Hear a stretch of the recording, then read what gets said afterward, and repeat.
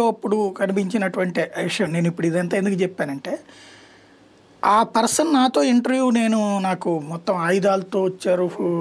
మొత్తం rocket launcher లాంటిది ఎట్లా ఆపరేట్ చేస్తారు అవన్నీ కూడా ఇంటర్వ్యూ ఇచ్చాడు.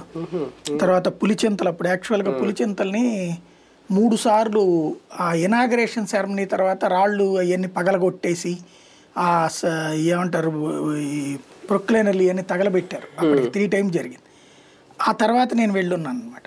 అప్పుడు నేను అడిగా, అసలు పులిచింతలకి మీకేంటి ప్రాబ్లము అన్నటువంటి. అంటే 1,00,000 మంది చచ్చిపోతారు, 1000 గ్రామాలు మునిగిపోతాయి అన్న.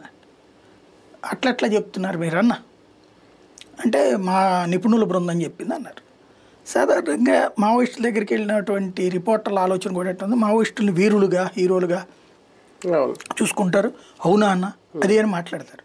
నేను అట్లా కాకుండా ఎవరు చెప్పాడంటే ఇట్లా చెప్పారన్నారు. మీ నిపుణులందరూ డిగ్రీలు డిస్కంటిన్యూడ్ బ్యాచ్ ఉంటారు. ఒక ప్రభుత్వము ఒక ప్రాజెక్ట్ చేపడుతుందంటే 10 ఊళ్ళు మునుగుతున్నాయంటే 15 ఊళ్ళు ఖాళీ చేపిస్తాయి. అది వాళ్ళకి సాధ్యసిద్ధం. ఎందుకు అధికారి బాధ్యుడే, ప్రభుత్వం బాధ్యులే. అలా కాకుండా 1,00,000 మంది చచ్చిపోతుంటే 1000 గ్రామాలు మునిగిపోతుంటే 11 గ్రామాలే మునుగుతాయి, 5 గ్రామాలేమో తాత్కాలికం, 5 గ్రామాలేమో మిగతా 6 గ్రామాల్లో ఇళ్ళు మునగవు, ఓన్లీ కొంత పొలాలు మునుగుతాయి. దానికి పరిహారం కూడా ఇస్తుంది ప్రభుత్వం. ఓ ప్రాజెక్ట్ కట్టేటప్పుడు పరిహారం లేకుండా ఉంటుంది.